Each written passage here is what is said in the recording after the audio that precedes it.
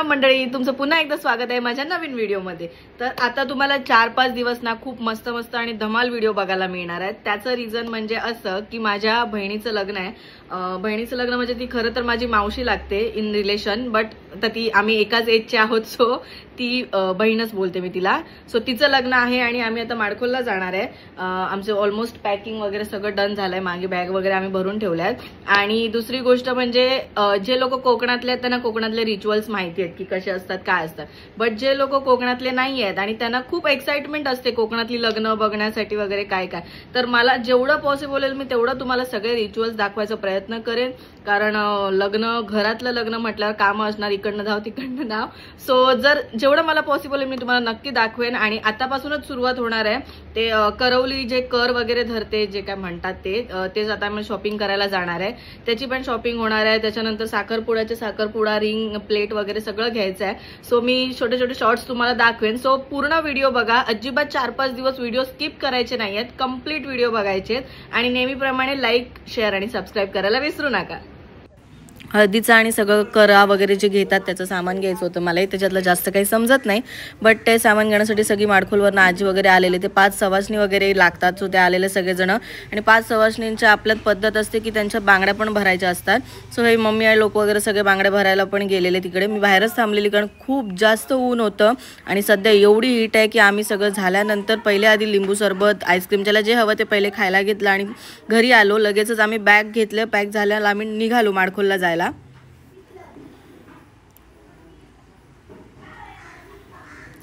माडखोलला पोहोचलो, बघतो तर सगळं मंडपवाले वगैरे आले होते, त्यांचं काम चालू होतं मंडप वगैरे बांधण्याचं।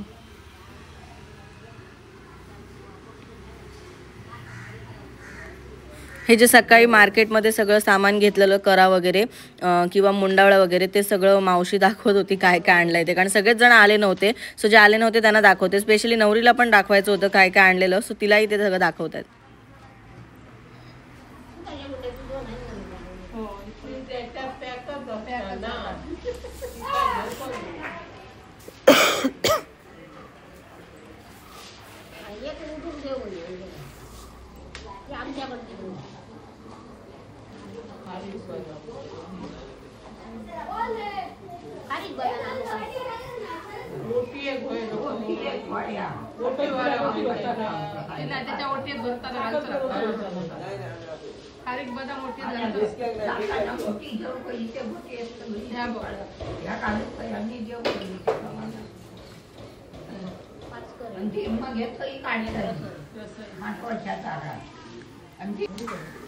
आता लग्न घर आहे म्हटल्यावर ते ओटी भरणं किंवा रिटर्न गिफ्ट्स वगैरे देणं हे सगळं असतंच।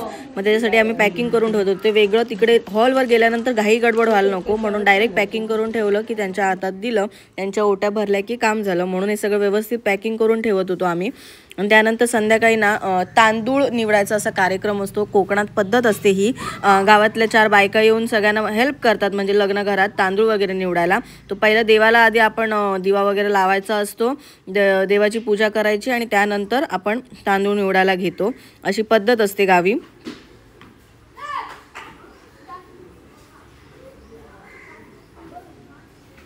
सगळ्या बायका वगैरे आले होते, त्यांना सगळं हळदी कुंकू वगैरे लावायचं असतं, म्हणजे त्यांचा मान सन्मान करायचा असतो आणि आपण कामाला सुरुवात करायची।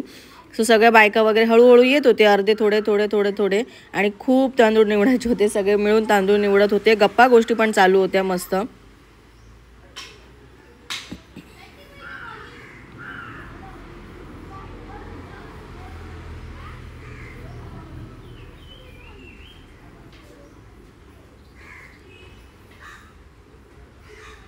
रात्री मस्तपैकी डेकोरेशन ऑलमोस्ट डन झालेलं, सो लाइटिंग बिटिंग लावून घर एकदम छान दिसत होतं। आता खरं घर शोभतंय लग्न घर, शेण वगैरे सारवलेलं नुकतंच। आणि त्यानंतर कोकणात आपल्या माहितीच आहे, काही सण असेल काही असेल तर पहिलं शेण सारवलं जातं। आता अशा जमिनी झाल्या त्यामुळे शेण नव्हतं, सो आम्ही बाहेर थोडंसं शेण सारवलेलं। त्यानंतर नवरीची मेहंदी वगैरे डन झालेली, तर थोडंसं शूट वगैरे आम्ही केलंय, ते व्हिडिओ आम्ही वेगळे बनवले। सो ते व्हिडिओ तुम्ही नंतर बघू शकता इंस्टावर वगैरे। आणि आमच्या नवरीचं मेहंदी शूट चालू होतं आणि पोज कोणती देऊ याच्यामध्ये ती कन्फ्यूज होत होती। रात्री सगळं आवरून थोडंसं गप्पा मारायला बसलो. डेकोरेशन डन झालं होतं कारण उद्या नेक्स्ट डे एंगेजमेंट होते आणि नेक्स्ट डे एंगेजमेंटचे पण व्हिडिओ मी ह्यामध्येच इन्क्लूड केले आहेत कारण खूप जास्त व्लॉग नाही करायचे आपल्याला, छोटे छोटे व्लॉग्स करायचे 2-4 दिवसाचे. सो एंगेजमेंट व्हिडिओ पण याच्यातच असणार आहे. दुसऱ्या दिवशी हा एंगेजमेंटच्या दिवशी आम्ही मस्तपैकी मी आणि माझी बहीण सरबत बनवत होतो, म्हणजे रेडीमेड सरबत होतो, आम्ही नुसतं ढवळायचं काम करत होतो.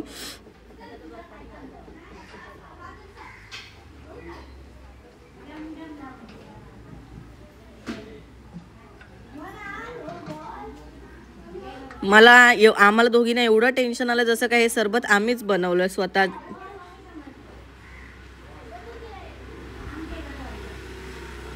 त्यानंतर संध्याकाळ झाली, 4चा मुहूर्त होता एंगेजमेंटचा.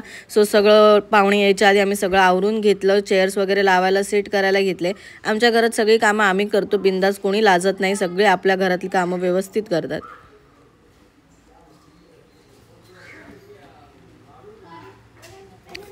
आणि मी खरंच खूप मेहनत करत होती या व्हिडिओसाठी. नाही, मला माहितीही नव्हतं हा व्हिडिओ कोण काढतंय ते, पण मी जेन्युइनली कामं केली आहेत.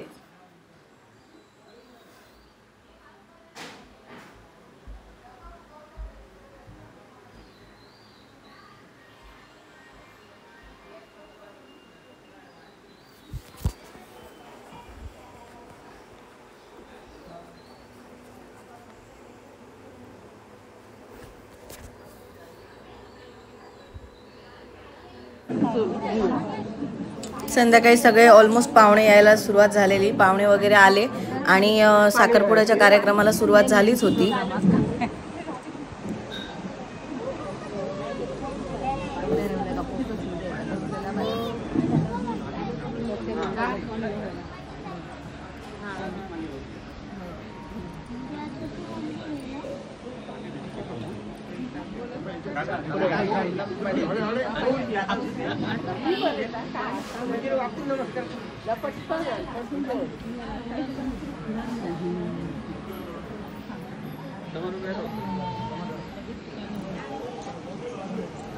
मुलगी नवरदेवा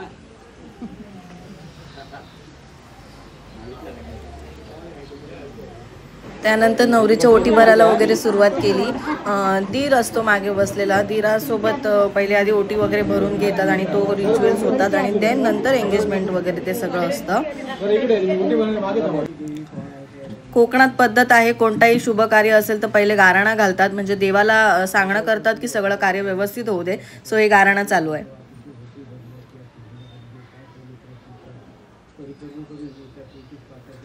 आणि फायनली ते मोमेंट आला आहे जिथे सगळं एवढा व्हिडिओ चालू होता किंवा एवढं जे ह्याच्यासाठी चालू होतं ह्या एंगेजमेंटसाठी, आणि फायनली रिंग सेरेमनी स्टार्ट झाली आहे.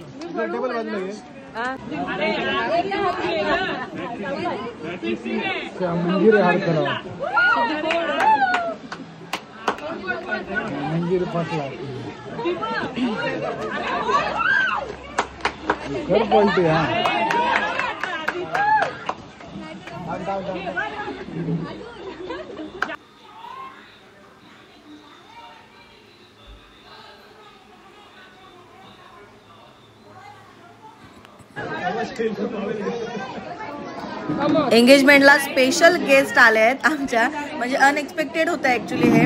आमच्या इथं माडखोलमध्ये एक सार्थ आयुर्वेदा म्हणून एक रेस्टॉरंट म्हणा किंवा रिसॉर्ट म्हणा, असं आयुर्वेदिक सेंटर ओपन केलं आहे. तिथे फॉरेनर्स भरपूर येत असतात आणि हे आम्ही 2-3 दिवसापासून लोकांना बघतोय, ते तिथून जात आहेत येत आहेत. सो आजकाल एंगेजमेंट होते ते लोक तिथून जात होते, सो आम्ही त्यांना इन्व्हाइट केलं आणि ते लोक इतके पोलाइट आणि इंडियन कल्चर बेस्ट होते लोक.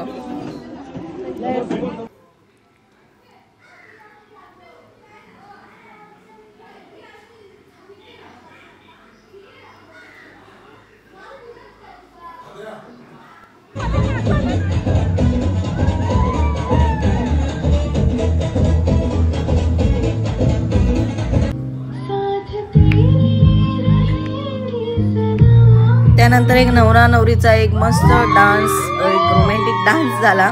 आमची नवरी तर खूप लाजते की कोण बघतंय काय करतंय, खूप लाज आहे. त्यानंतर आमचा एक रोमॅन्टिक डान्स चालू होता.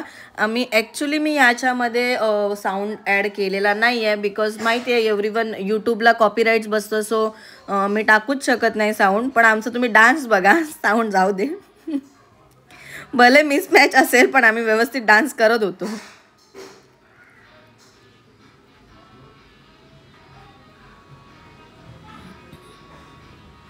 आमची ब्राईड थोडीशी इमोशनल झाली आहे त्यानंतर आणि ती थोडीशी रडायला लागली.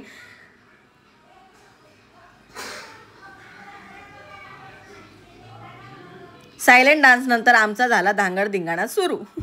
या सॉन्गचं पण मी सॉन्ग टाकलं नाही आहे, सॉरी, कारण कॉपीराईट बसतंच, त्यामुळे मी सॉन्ग टाकलं नाही आहे.